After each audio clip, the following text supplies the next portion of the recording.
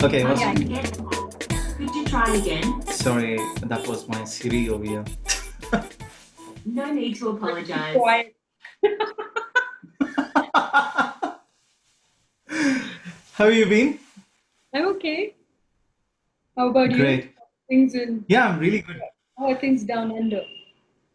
Yes, still in a lockdown, and we are in stage four. I'm in Melbourne, and Melbourne is the worst affected. You might have read in the news, and so it's we're allowed to go out only for an hour, for either for shopping and exercises, and then otherwise it's a $1,600 fine. Wow, that's pretty Right. strict. I wish they would do Yeah. something up here. Everywhere, doing whatever they want. Nobody's, half them have their masks over here. Yeah. He's doing Um, it. I'll just turn the volume up. Yeah. Yeah. Okay, great. And so, are you happy for me to just put it in recording? And it's very casual, super conversational. Sure. Can you hear me? Um, Can you hear me Say all that right? again. Can I you hear can me? hear you. It's a bit. Yeah, I feel it's a bit feeble. That's all. Maybe Can you hear you're me way too better now? behind. It's actually better now. Yes. Yeah? Is that okay for you? Sorry. Yeah, fine. I have the Okay, fan super. on because it's a bit humid. Are you hearing Yeah, that? yeah. No. Okay. Yes, I'm good. Okay, great. Oh, So, are you happy for me to put it on recording then, and we'll just jump in? Okay, sure. It's awesome. Right. recording, I think.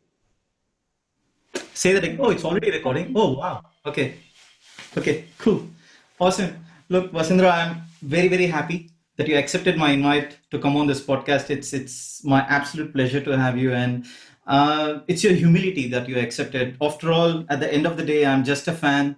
I don't come with any brand backing or anything. I'm just doing it out of love for Sir, and it's a small tribute that I can do for the legend. And it's been a dream journey with Sir himself coming on the podcast, and about 48 odd guests who have come on the podcast with almost everyone who has worked with Sir in some shape or form. And I'm super, super, super happy to have you on the podcast. Thank you so Thank you much. for having me. So, I mean, I have to be honest, uh, almost all of your songs play on my playlist. And I'm not sure if you would have seen, I'm actually also a runner. I'm a marathon runner, and I I do listen to most of your tracks, and it actually helps me in my running. And I've said this to Sir as well. And then it's pretty amazing how music can help in so many different ways. So, I mean, of course, I can't wait to deep dive into a number of things that I want to chat about. But before we do that, how have you been? And you come from the most amazing city ever, Bangalore, and I come from there too. Okay, you come from Bangalore. I didn't know that. I'm fine. Thank you for asking. I currently, of course, we're in a very different time. Yeah, So I've been doing my best to keep my mind positive yeah, and to keep the music flowing in my own life. So at the moment, I'm okay. yeah, And the fact that you shared just a minute ago that you play my songs when you run, that means a lot to me because I believe truly that music has a very, very important role to play in our wellness and mental well-being. yeah, for sure. The fact that you acknowledge that running to music helps you stay in a better physical and mental state Yeah, it really kind of underlines that for me, and it kind of it takes it deeper home. So yeah, just taking it a day at a time, I guess, to answer your question. amazing. Amazing. And look, I have to share some fun facts for you. So, I've got an older sister who lives in Bangalore. My folks live in Bangalore, and my sister was a student of Mount Carmel College. I'm Okay. sure that I thought that will bring a smile, so I thought I'll let you know. She takes a lot of pride in saying that whenever I try to tease her with something or try to act smart, saying, "Hey, you spelled this wrong," or something. Hey, Chanda, I am from Mount Carmel College. Come on. Well, she's right. It's the best place in the world. Of course, of course. She does it even now. She studied so long ago, and then she still keeps bragging about it. Anyway, so look, I do know that you're doing something amazing. Drum Jam. I really would love to hear more about that. I think it's one of the coolest things ever. Thank you. So Drum Jam actually started off with my husband, Roberto Narayan, who's a Yeah, well-known drummer yeah. in India. And he, somebody called him one day and said, "You're a drummer, so can you facilitate a drum circle for Wow. us?" And he, of course, being a drummer and being informed about everything drumming, Yeah, he had heard about drum circles, but had never really gotten into the depth of it at that time. yeah, yeah, Um, I'm talking 2005, 2006. yeah. Uh, so he kind of said yes, sure, and then hung up the phone. And he was like, "Oh my God, we're gonna do this." So it really happened to us quite casually like that. Yeah, Um, and uh, and then he kind of went and facilitated a drum circle yeah, without too much experience, yeah. and found that it had very deep impact on the group that had come in Right. that day. Yeah. And then subsequently, one thing led to another because, obviously Mm, that mm, session was a success, and mm. the Bangalore IT situation, people Yeah, are very closely knit here. yeah. So word of mouth went around, and so suddenly we were inundated with requests to do this for their teams, Wow. especially corporate teams. Yeah, And then after doing about 10 of them, Roberto said, "Okay, I need to go get trained." So yeah. he did that, and he continued to be on a really relentless travel schedule for almost a decade, Wow. just facilitating drum circles. Yeah. But somewhere along the way, he persuaded me to go to a training with our teacher, Mm, Arthur, mhm. who comes from California. And I did. I went to Hawaii and did a training with Roberto and with a whole bunch of other Yeah. crazy people from this world. And my life was never the same again, honestly, Wow. because up until then, I had been mainly a singer and a performer, Yeah. doing recordings in Yeah. studios and doing Yeah. concerts in, Yeah. concert halls and Yeah. stadiums and stuff. But now suddenly, I was beginning to understand the power of music Yeah. and the kind of impacts that it had on people Yeah. when they are not just passive listeners, True. when they're active participants in the process of music making. True. So, how can we empower them to go on either a journey? I mean, and it depends on each individual. How Yeah. do we empower them to either go on a journey of healing, or Mm, on a journey of empowerment, mhm. or on a journey of self-discovery? Mm, mm. So it's such an important and incredibly easy access-wise and Mm, easy tool mm. to help people be better Yeah. versions of themselves. Wow. Amazing. So it just changed my perspective about everything, about music, about life, about, Yeah. what are we meant to do as Yeah. musicians in this world? We're meant Yeah. to not just entertain people, but we're meant to use our gifts to Yeah. go deeper, go more beyond that. So, Wow. and then it's been an incredible journey ever since. I'm having goosebumps as you're describing it. No, it's actually very true what you just said because, as I said, I'm into running and I listen to music. There's a lot that happened prior to me getting to that stage where because I was never into fitness and I was probably a 107 kilo, 108 kilo guy before. And one fine day I decided I'll change my life. I didn't know what to do. And then I decided to get into fitness and then music helped me so much. 6 months, there was a lot of music that went in my head while getting myself motivated into achieving what I really wanted. Rather, I did not even know what I wanted to achieve. Rather, so along the journey, I figured that okay, I'm actually getting fitter. So this is where I want to get to. And then 6 months, life changed. I lost 46 kilos, and then got into marathons. And music has been a very very integral part of my life. And then I'm not saying this to flatter you, but of course, since the month of March, I'm into IT and I work from home. I've been working from home for the last so many months, and for me, music runs 24/7. And when I'm having my breaks in between, I don't know if you remember the songs A and Ache from Kadal Virus, and my early morning coffee song some of the days is Ayo Patikichi. I have no idea whether you still remember, but these are the songs in some way or the other, it's helping me. So it's pretty amazing. I mean, it just works for me. I found a tool that basically I'm able to tap into, and as you said, it's easily accessible. It's pretty amazing. Yes, it is. Um, so much truth in what you're saying, Chandar, because you know, it can be life changing. It can be a monumental shift, but only if you have awareness of the fact True, that true. that's what is happening in the Yeah. process. And I love the fact that you're giving back to the community. That's what I really appreciate about the best part is that you're tapped into something and then you're empowering others to tap into that magic, if I can say it. So thank you so much for doing it.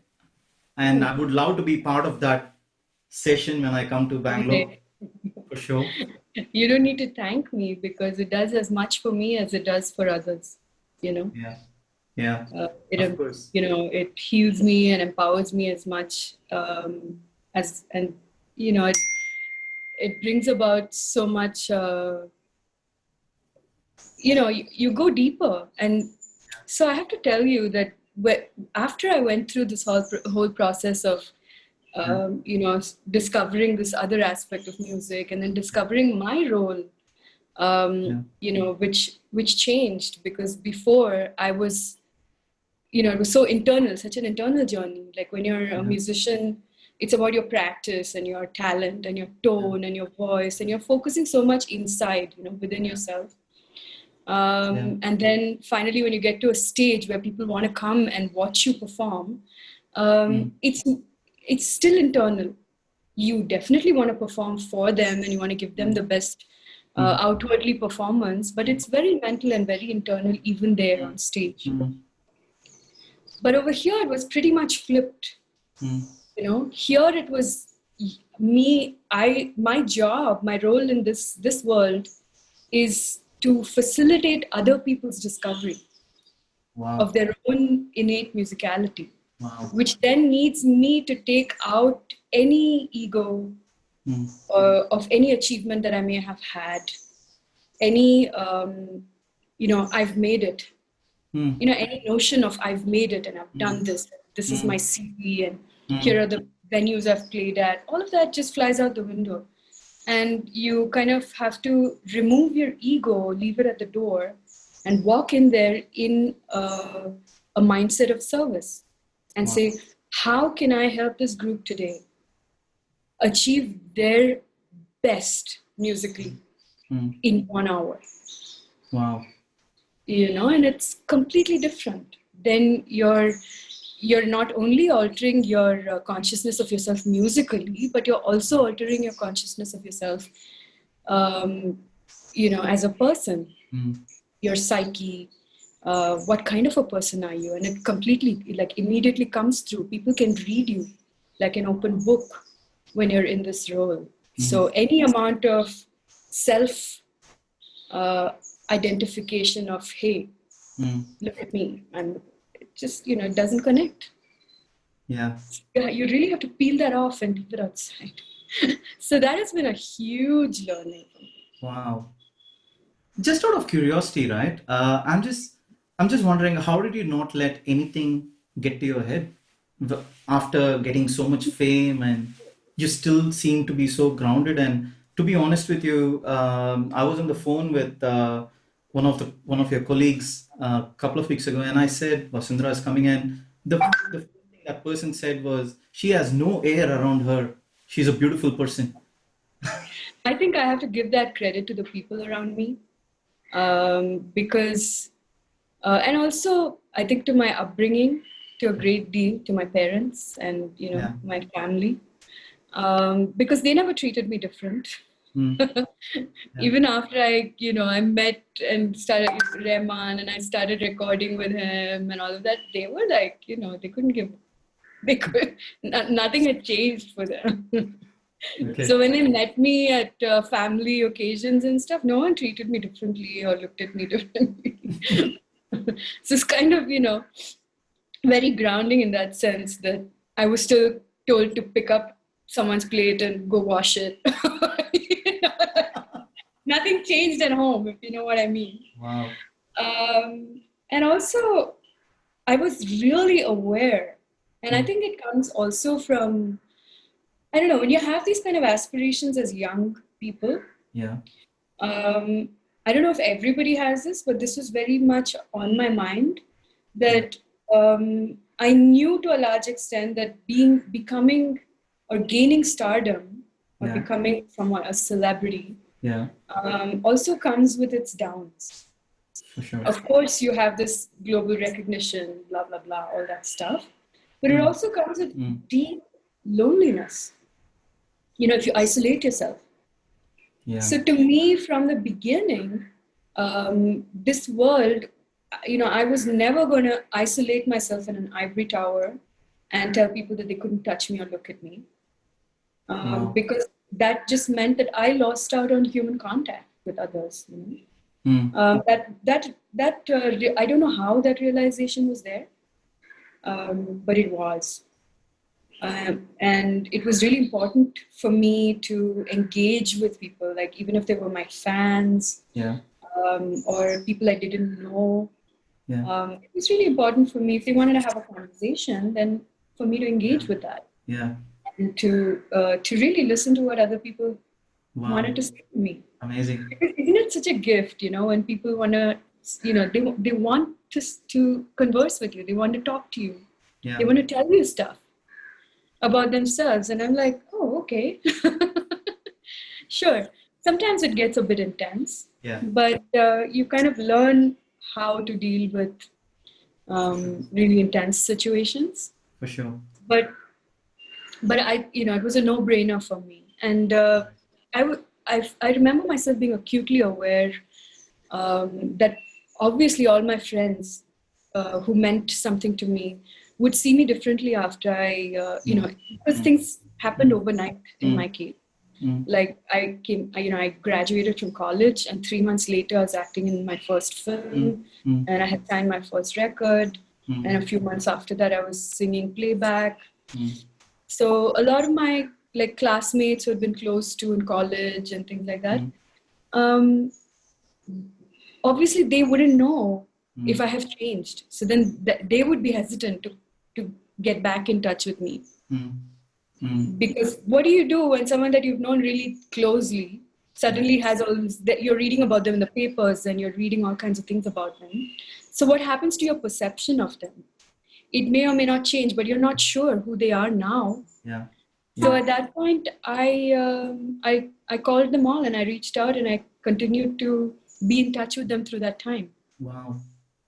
So then they understood that all of this stuff was happening, but that's what I had worked towards all my life. But, in a sense, I hadn't changed. Right. I was simply achieving my career goals just the way they were in their career. Wow. Look, you have intrigued me into this. I mean, it's an amazing thing to talk about. I'm even more curious now. Were you always self-aware, or were you on more of a discovery path and you attained that self-awareness at one point? I don't know. Being an only child, you spend a lot of time alone. Yeah. With both parents working and stuff. And that was the case with me. So I had a lot of time by myself. Right. And I think if you look at it, the time when I decided that music was going to be my career was when I was in 7th standard. Somehow, I was going to do it somehow. Even if it was part-time, I was going to do it. So, in conversations with my cousins now, when I think back to that time, my cousins and I had figured deals, so she was like, if when you become, it was never an if. I don't know how this conversation would happen like this. So my cousin would tell me, when you become famous and you people know you, I'm gonna sell your autographs, and that's gonna be my. So I don't know how, but we had all these kinds of conversations, and I looked Yeah. back when it actually happened, when I started doing films and stuff. I looked back and I had such good laughs. Wow. Wow. Amazing. But maybe because I was so single-minded about the fact that I was gonna, Yeah. at least be a musician. Yeah. Yeah. That maybe I had thought of all the angles. I don't know. Yeah. I mean, it's your modesty that you're absolutely grounded. I never expected. I mean, not that I had a perception, but you're way too grounded than I expected. Um, right. So look, jumping on, as you know, it's the I Love ARR podcast. $1 million question. When did you meet Sir first? Any memories that brings back? Sure, yeah. I can never forget when I met him. I met him literally 3 months after I graduated from college here in Bangalore. So I had found my way to Chennai because my parents were not too comfortable with me going to Mumbai. Right. And also because we had family. I Yeah. mean, we have family in Mumbai as well. But then, she said it's closer, my mom. And so that's how I found myself in Chennai, literally after my results came out from my bachelor's degree. Yeah. And I had taken about a year's time. Like, we'd had a really serious negotiation Yeah. because my mom was like, you should just jump onto an MSc Hmm. after this, because I studied mathematics and statistics and economics in Right. college.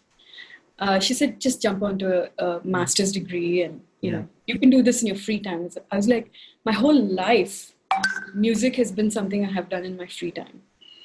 For Wow. 1 year, I want to do music full time and do anything else in my free time.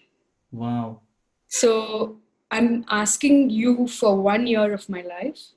At the end of this 1 year, if nothing significant has happened to my career as far as music is concerned, then I will get onto an MSc Yeah. and move forward with my academics. Yeah. And so I had bought a year, and I was very aware that, I had no time to waste. I had to get on with it and make something happen for myself in that 1 year. Yeah. So I actually, I had no aspiration, honestly, to be a playback singer. Right. My whole idea was to be a singer-songwriter and to have a record deal. That was my plan. Mm. And I went to Chennai, and I found out that there was an office of a record label called Magna Sound, which, who were at the time releasing a lot of independent music and independent artists, indie pop artists. Yeah. But they were the only ones around at the time. So Correct. I just, I said, okay, whatever it is, I'm going to go there. And so I literally walked in there unannounced one day. Wow. And I asked to see whoever was the boss. Like, who's in charge? Yeah. And so, luckily for me, he was there in the office that day. This gentleman called Madhav Rao. Right. He was in the office that day, and so his, whoever was in his office said, there's this girl here to meet you. And he said, okay, sure. Yeah. And I said, I've come to Chennai from Bangalore. I want to be a singer. Yeah. And I've come to meet you. And here's my demo. I had recorded some demos in Bangalore before I left. And so he listened to my demos and he said, well, that's fine, but can you sing me something now? And I had a -1 tape and I sang him something. And he got really excited. And he said, okay, let me put you in touch with a producer and you guys work on some proper demos, and then we'll sort of send it forward and see, what comes back from Bombay. Mm. And that producer happened to be Praveen Mani. Oh, wow. He was working on albums for them for other artists. Yes. But he was also a friend of A.R.Rahman's, and he was working on some, production work with AR. Yeah. And so I had no idea of any of that stuff. Yeah. For me, it was just about this album and this demo. So Yeah. I met up with Praveen. We got along like a house on fire. We could laugh at the same jokes. There was a lot in common in terms of Yeah. how we vibe together. Yeah. And so we started working immediately on a demo. And in about a week's time, we had a pretty decent R&B English demo that was ready. Yeah.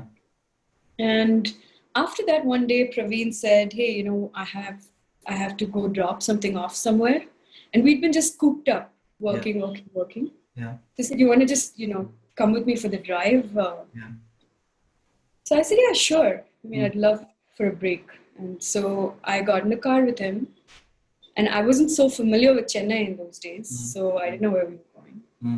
And so we arrived at this house with this high walls and big gates and stuff. So he's like, yeah, I'm just going to go in, and I have this CD to drop off. And do you want to come in? I said, yeah, sure. Why would I want to sit in the car? So I went in with him, and it was around tea time or something. And Rahman was taking a break. I didn't know it was his house. He was sitting outside his studio and having a cup of tea. Wow. And we walked in, and Praveen very casually said, this is Vasundhara. She's a singer from Bangalore. Yeah. That's A.R.Rahman. And I was like, oh, hi.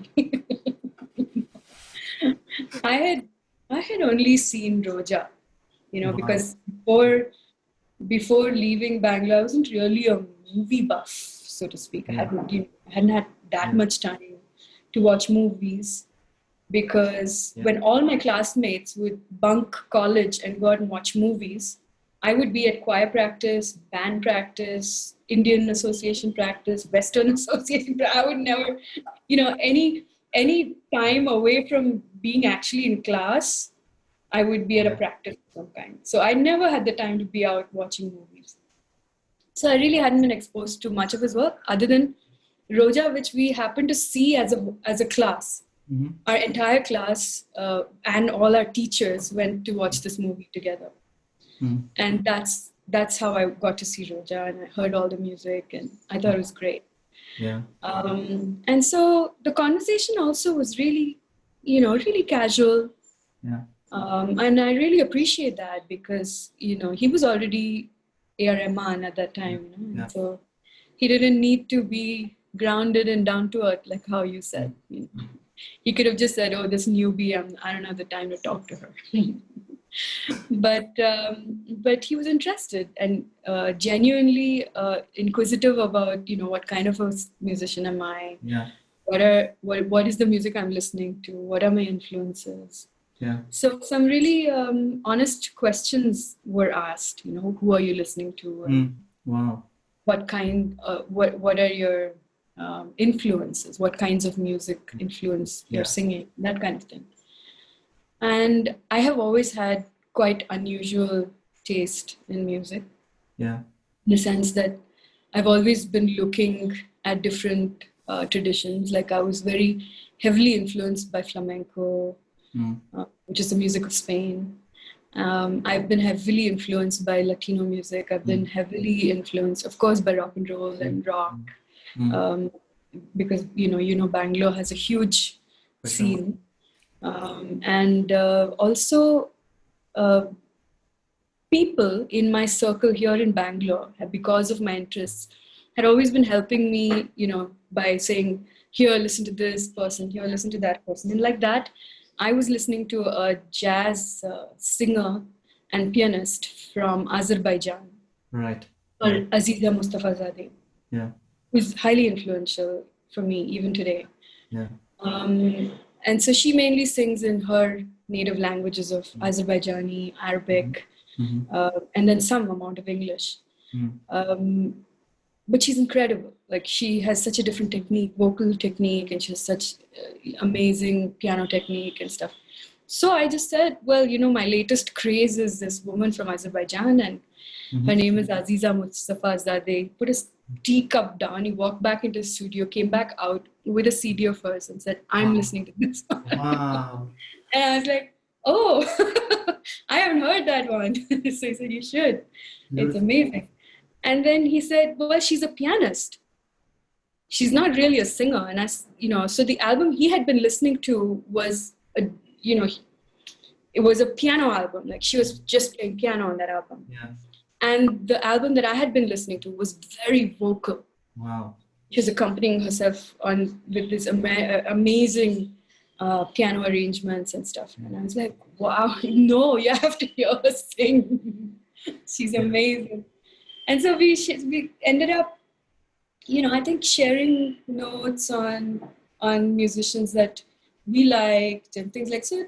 It ended up as a very easy, normal conversation with no agenda, because I hadn't gone there, asking for a song. Oh, please give me a song. I wasn't one of those people. Yeah. I just happened to be there because of Praveen, and we happened to have a conversation, at the end of which we said goodbye and we went back to work on our demo. Right. And other things happened in my career after that, before he called me in to record a song with me. So I didn't at any moment, even at the time that I had met Rahman, it never crossed my mind that I would become a playback singer. Wow.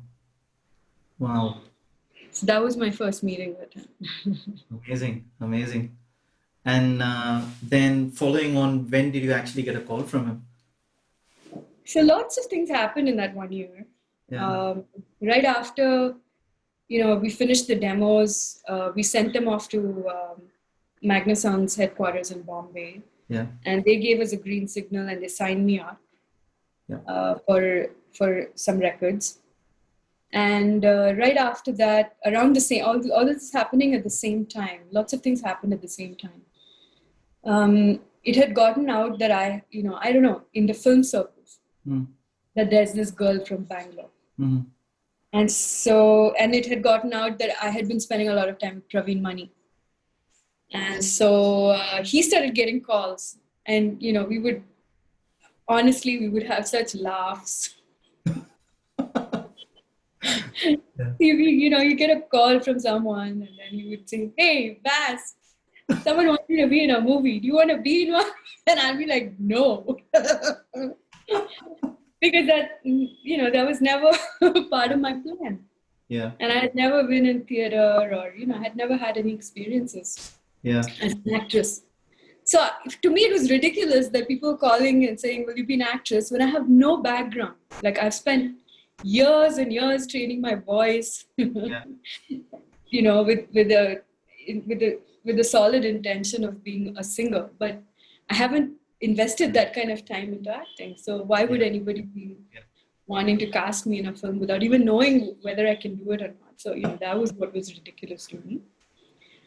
But we started getting these crazy calls from people. Like, there's this girl. And so at one point, Praveen got really, he was like, I'm really tired of these phone calls because it's just disturbing us. We have this work to finish.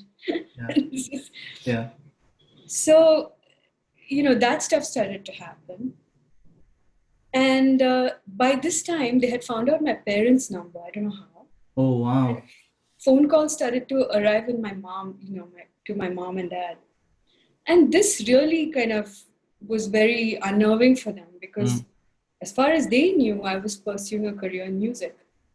And it had nothing to do with films. I was making a demo, and I was going to, try and get a record deal. And then here were all these people calling and saying, we want to cast your daughter in a film and all of that. So then my mom got on the phone with me and said, you come back this moment. Wow. So I got on a train and got back home.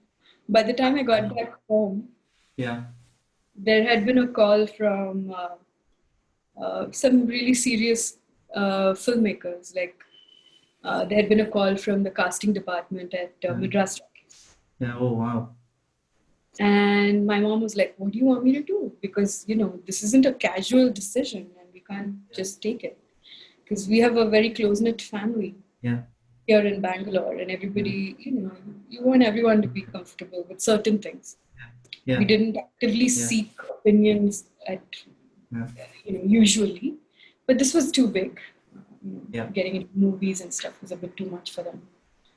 And so I said to her, let me go, they're calling for a screen test. Let me go do it. I may not get it, but at least I'll have had the experience of having done the screen test, Yeah. And if anybody had encouraged me to always have experiences, it was my mom, Wow. So she said, okay, you go do it, and then you come back, and maybe things will just go back to normal. Yeah. So I went back and I did the screen test, and I didn't look the part. This was for Alai Pai Day, and I didn't obviously look the part. And so Mani Ratnam told me to go back and get some experience as an actress, do some theater. Yeah. That it wasn't something is impossible as a career choice for me. Yeah. And I took that in good spirit, and I came back to Bangalore after that screen test, honestly thinking that I would go and join a theater group and spend some time learning how to act, because by this time my demo was completed and I had signed up with Magna Sound, so there was no music work happening in Chennai. Yeah. So I came back again before my train reached the Bangalore station. My mother had a call from Raj Kamal Films, from Mr. Kamla Hassan's office, saying they had heard that I had gone and done, they had heard about me, and that they wanted to screen test me for a role, and I was required in Madras, Chennai the next morning. Wow. So my mom was like, she hasn't even come back home. So that at that point, my mom was really concerned that this was a huge deviation from the path that I was setting out to go down. Yeah. Whether it's something I really wanted to do or not, number one, is it something that my family was going to be comfortable with? Because, middle class families hear a lot of stories about the film industry, so they're not so comfortable with it. So at that point, an elderly gentleman from Raj Kamal Films said the same thing to my mother, said, somebody of this stature calling you, just come, meet him, see, talk to him, see if you're comfortable enough to do the screen test. And if you are, do this, let her do the screen test, and then let's see if things work out. And so we decided to do that. So we were on a flight to Chennai the next morning, and we went straight into the screen test. And for me, in my mind, there was, all these preconceptions of what a film heroine is expected to do, right? So you're given tiny clothes and all of that. So I didn't know what to expect. So then here we're at this screen test, and I was handed a sari, like the whole period role that I eventually played in Hiram. It was a brilliant experience, and I thought that it would end that day. I thought, oh, there's no way, because I have no experience doing this kind of stuff, that there's no way to go beyond this one day, but let me enjoy this today. And that's how I approached the whole screen test. And then I eventually got cast in the film, and to cut a long story short, we were in the process of shooting the film, 2-3 months into shooting the film. And that's when I got a call from A.R.Rahman saying, I have a song. Are you interested in singing and play, in a film? And I have a song. Yeah, sure. Because I was in this alien world of film suddenly, right? Like covered with lights, camera action, all of that stuff. And here was someone saying, come do something that's comfortable for you. Come and sing, And I was like, wow, okay, great. Let me go sing this, this one night. So he goes, I just, one thing is I record in the nights because it's really peaceful. Right. Are you okay with that? Sure, fine. So I showed up at the studio, and I heard the demo, and I was given lyrics. And so then I had to work on my delivery of the song. This was Shakalaka Baby. Yes. And the next day we recorded, and I had a ball because, I think on one level I was feeling so constrained in this new job that I Yeah. had no experience doing, Yeah. of being a film actress. Yeah. And then suddenly here someone was saying, come and sing. And then it was a really fun song to sing. True. Yeah. So you can hear that we were having so much fun in the recording, and he was being so open, and saying, yeah, show me what you would do here. And that to me was priceless, Amazing. that experience. So he had heard your demo before he called you through Praveen only? I think so. I Yeah. think so. Yeah. Yeah. Maybe they, Great. Were you nervous while recording, or were you having a ball? I was having so much fun. Honestly, and very honestly, like the music I listened to was from such a different world Yeah. that Tamil music was really not on Yeah. my playlist Yeah. before that. So I didn't have any of these people, like I didn't have this fear of them. Right. Oh my God, they're so amazing and I should be afraid. I didn't have Yeah. a fear of any of them. Like even Yeah. with Mr. Kamla Hassan. I mean, Yeah. I knew him, of course, and I had seen some of his work, but it wasn't my world. Yeah. So when I met him, I just took him as a human being first, and I didn't Yeah. have fear of them, or I didn't have this. My mind was not going into overdrive of, oh my God, what am I going to say to this person? Like, no, it was casual, and Yeah. I think Mount Carmel's plays a huge role also in giving you a certain amount of confidence when you meet someone, in terms of just how you present yourself and how you speak. Yeah. It really, it shows up in these times. No, I'm just smiling because I was just You know thinking, what if I'm my talking sister watches this podcast, especially this part, she will be smiling and say, see, I told you. No, honestly, because we were empowered, as students. Our college never put us down. They only encouraged our empowerment. They encouraged any achievement that any of their students were capable of. Yeah. And they celebrated us when we achieved something. Yeah. So, it was a really wonderful environment to be in, and it shows. When you talk to anybody. I mean, you look at the list of alumni from Mount Carmel, and you will see the kinds of achievers they are in any and every walk of life. I can agree. So it is a place that nurtures you and makes you a better version of you. That's for sure. And these kinds of things come in great sort of, they just show up. They manifest in situations like this, where you're suddenly sitting in front of a movie star and he's asking you about yourself. Okay, tell me something about yourself. Yeah. Am I going to shy away and say, oh my God, you're so amazing, why would I want to tell you anything about myself? Would I say that? No. I'm Vasundhara Das. I studied in Carmel College. I'm a musician, music. Yeah. Yeah. So there was no fear, number one. Yeah. And I viewed them as human beings with great amounts of respect for them, acknowledging the fact that they had a lot of talent and they had come to where they were, obviously with a lot of hard work and talent, which was also a path that I was looking for myself. Yeah. And so, it was okay. Nice. And how did you feel when magic happened, when the track released and it still rocks when it plays? It's become like a timeless classic. Also, before you answer that, do you listen to your own songs? Does it bring memories when you listen to Shakalaka Baby, let's say? Trip.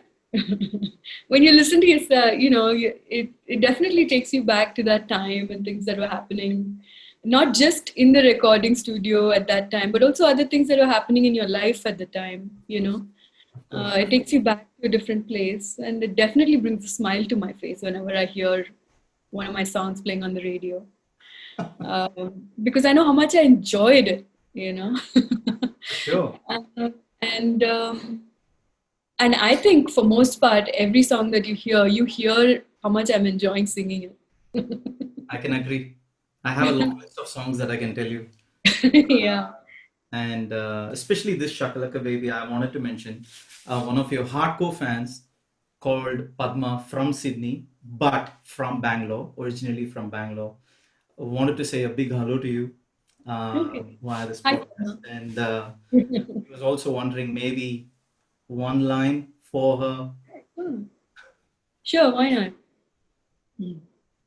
Shakalaka baby, look where the torn laya. Shakalaka baby, love panatona laya. No, no, no, no, no, no, no, no, no, no. Beautiful, amazing, great. Still sounds so fresh. I joke about this. That this song is gonna be one of those songs that I'll be singing even when I'm a party. And I'll be singing Shakalaka Party, Shakalaka. Wow. And look, there's also another track I really have to ask you. Ayyo Patikichi. Look, this still plays. It's my lunch break track, and especially Udit Narayan sir's accent. It's amazing, no doubt. And but this song, I don't know, the whole orchestration and everything. There's magic in it. Uh, A maybe lot of this that magic, plays. obviously, the credit goes to AR. Um, he again, uh, gives you enough amount of space Yeah, to really feel a song and to emote it in the right way, like yeah, in the best way that you can, I guess. yeah, So for me, I think Ayopati Kichu was one of the first few songs that I sang. yeah, Like right after Shakalaka Baby, I think maybe yeah, one or two songs later, I yeah, did Ayopati Kichu. yeah. And it was so different from the other songs that I had sung with, for him. Mm, And I just got into it. It was very bluesy, and it was, mm, mm, for me, it was the kind of music that it was making me channel mm, into the song, the kind of influences that it was making me channel, that whole. mm. So that's very bluesy, Western style. Yeah, And it just gives you all of that drama and all of that, it just gives you a real huge canvas to yeah, paint on, with your voice. yeah, So for me, that was incredible. I was just like, wow. I mean, I love this track. I can, hear. So usually, how I like to do it is, if there's a song portion with lyrics, I like to get that done first, yeah. and then at the end of it, I say, just play me the whole track Mm, and mute my voice, what I mhm, have just recorded, mhm, and let me just improvise on this whole track and it gives people, the composer, a mm, lot of little bits of mm. singing that they can use in different parts of the song, Wow, which brings a whole different color to the song. wow. So that's what I did with the song. I said, let's just give, once we're done with all the lyrics, then the lyric writer is satisfied and he says, okay, Yeah, my work is done here, and he leaves. Then it's just me and the composer, yeah. and then we just play with the music and the canvas that the track is giving me. Right. So Amazing. I really I put my heart and soul into that song. Sure. Um, and again, this was, all these songs were happening during the time that I was I was also shooting Hera. Yeah. So I would have been shooting all day, and I would have finished my Mm, shift. Yeah. And then I would show up at the studio Yeah. and I would sing. So Wow. it was a different kind of release. All the pressure cooker stuff of the day. Of course, the fact that I mean, I'm sure almost all of your songs you must have sung in the nights for sure.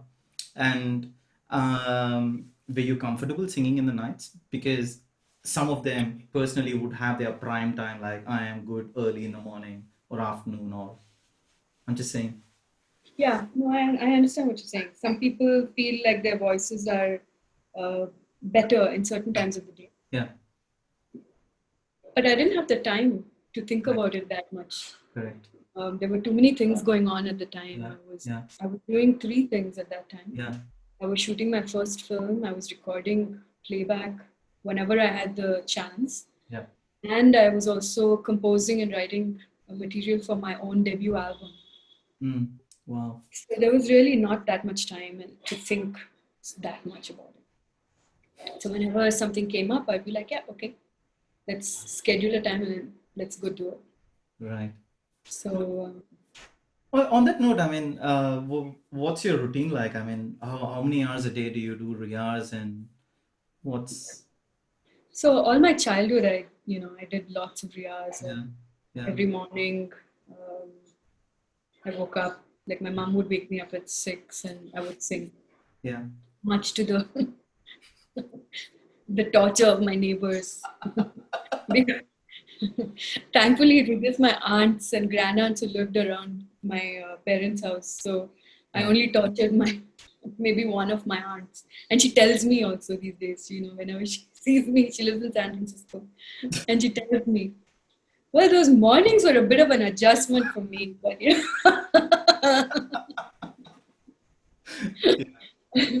wow, but a lot of groundwork went in pretty early on in my life because I was studying classical Hindustani music since I was 6 years old. yeah, Just so happens that my first song was, like a Western pop yeah, uh, drum and bass song with Rahman, and then people look at the color of my skin in Tamil Nadu and they decide that I'm not a proper Tamil ponnu. I'm some alien from outer space. yeah, So, you know what I mean? of course. So then I must only be able to sing item songs or Anda Madri part. Wow. So, I mean, anyway, that's a tangent, but Yeah, but yeah, I've always had it's not been a proper routine. I don't spend hours, yeah, but there's been times when I've spent like 8 to 10 hours singing when I'm in a band, wow. practicing. There've been times when I've been on tour and Mm, you just steal whatever time that you can to yeah, practice. yeah, Sometimes, you just do the very basic. My teacher would say, if nothing else, all I want you to do is to hold yeah, sustained notes yeah, for 20 minutes yeah. and Wow. your riyaz is done. So it really depends on what was happening when. Right, right. Wow, amazing. Look, since you mentioned about, rehearsing early in the mornings, right? I'll tell you something interesting. So here in Melbourne, of course, I have the habit of waking up really early. I wake up by around 4:15, 4:30 a.m. every day. And I go for my shower and then music plays loud, of course, and then I sing along and I start to imagine as though I'm in a concert and I'm performing on the stage and I sing loud. And that pissed off my neighbor. And this guy wrote a big long letter to the council here saying this guy is singing in some Indian language at 4:30 a.m. in the morning and I am not able to sleep. And then I get a letter from the council saying, okay, what's happening? There's so much noise at that point of the day. And of course, that's I know I'm digressing, but I hate to break it to you gently. 4:30 in the morning is a bit extreme. and 2 months later, the neighbor decided to move out of the house and he went to a different. Oh my God. You and A.R.Rahman and maybe to some extent me drove Uh, your neighbor away. I told this to Sir during one of my meetings to him, and he said, "You're crazy, man." So, look, there's another song I really definitely want to touch upon is AANH, right? And especially the start of that song. Okay, and the fun fact here is I have a pet. His name is Happy. He's a Labrador. And the moment I say, okay, even if he's sleeping, he'll just wake up, he's ready, and he's thinking he's ready for a walk. We are about to go for a walk. So, okay is the command that I've trained him. And then ever since I'm glued to this song, I don't know, subconsciously, I just keep saying, okay. And then this reminds me of the song. I don't know, I just thought I'll share it, but you would have never heard something like this about that song from anyone else. Just thought of sharing it, that's all. It's just that I think I said, okay, I'm ready. Like that's what I was trying to say. And he recorded it. It was just me saying, I'm ready to record. Okay. And then he recorded kept that. that in the song. He kept it in the song. He kept it at the start, at the end as well. Yeah. Wow. Okay. Oh, wow. Look. So how did you, I mean, any memories of recording for that song apart from okay? Again, it was a different, I wasn't really so much into rap Yeah. um, Yeah. as a musician, like, or as a listener of music. Not so much. Yeah. But I needed to kind of have that vibe in that song. Yeah. So I remember kind of, trying different things with it, Mm. trying to figure out how to make it authentic, even though that's not my thing. Yeah. So I remember trying out a whole bunch of different things in the studio, and then when we finally figured that okay, that's Yeah. okay, we're close. We're Right. close to what the vibe of the song needs to be. Then he was just recording. So that's the thing about how Rahman works, is that he records everything that's happening in the studio. So he's just, the moment you enter and you're at the mic, you're on. His record button is on.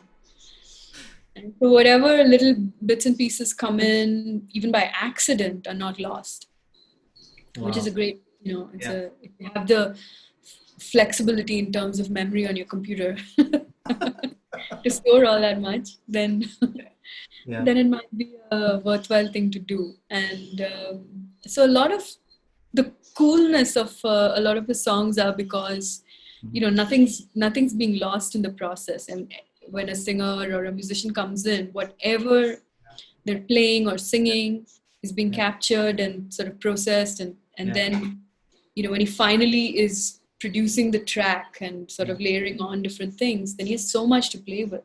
Yeah. So it's a wonderful thing to learn also if you're a Awesome. producer or a composer. Great. Especially for this song, another hardcore fan of yours called Saran from Malaysia. And he also used to be a radio jockey. That's what he said in one of his previous roles. And this was always his go-to track. And he wanted me to let you know. Okay. That's good to know. It's a trip for me when I'm in a different country and then someone plays the Tamil radio, and then I'm like, oh wow, it's pretty global. Yeah. Look, there's definitely one other song I definitely want to touch is Ore Chori, Lagan.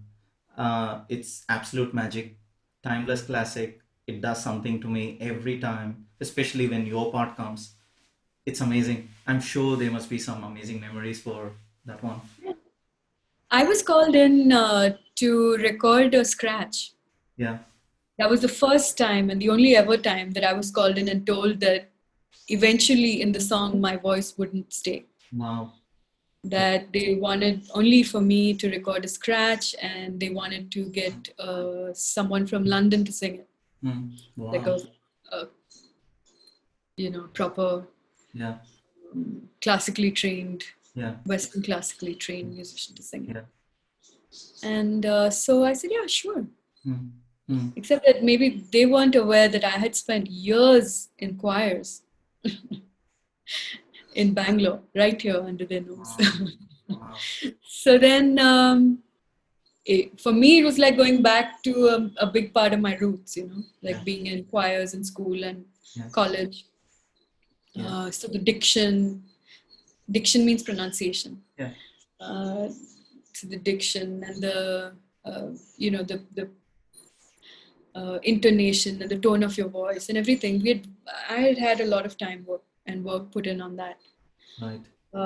So then when this piece came to Yeah. me, I said, great, I just channeled that part of my history, Yeah. and I sang to the best of my capacity Right. with the knowledge and being comfortable with the fact that they probably were going to get someone else to sing on top of it. So I wasn't really aware until maybe much later Yeah. that in fact they had all heard the track and they didn't feel the need to get someone else to Mm. redub that part, and that's how my part stayed on it. Yeah. Which of course I was really happy about. It was I remember being totally over the moon. I was like, oh, okay. Amazing. Tick. Am I stretching the boundaries of friendship if I had to ask you to sing maybe one line of that? Uh, mm, My heart, it speaks 1,000 words, I feel eternal bliss. The roses pout their scarlet mouths like offering a kiss. No drop of rain, no ever been so pure. If being in love can feel like this, then I'm in love for sure. Beautiful. Wow. It's amazing. Thank you. Thank you so much. Mm. Look, look, I would love to keep you here for hours and hours and just talk about every track, but I don't want to just, you know, I have to let you go in terms of getting back into your creative space and uh, do what you're doing. But with that said, I just have two last things. That's all. No more than that, I promise. I know you have given me a lot more than what I've asked for in terms of more than an hour in the podcast. And you're being super humble. Thank you so much for that. Just one thing is, I know, you've had some amazing tracks that you've sung for Sir and then a lot more for others too. I also wanted to mention that some of your other tracks like Salam Namaste, It's the Time to Disco, and all that, it plays in my running playlist. I just wanted to let you know about that. And Awesome. with that said, I was wondering, look, I love ARR podcast, and I was just wondering if there's anything that you want to convey to Sir via this podcast. I'm sure he will watch this. He will watch it in a fast forward mode, and but he will watch it for sure. So, anything that you want to say to Sir? I, I want to, wish him every success in the world because I think that he's worked so hard Yeah, um, all his life, to do yeah, and to bring all this wonderful music to his listeners, yeah, people like you.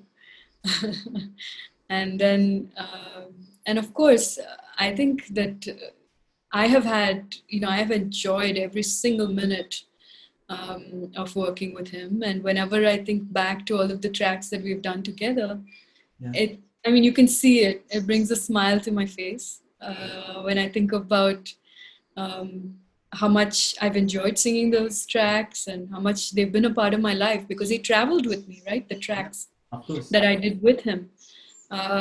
So many of them I have been on tour with for so many years. Yeah, And no matter the passage of time, yeah, people want to hear it.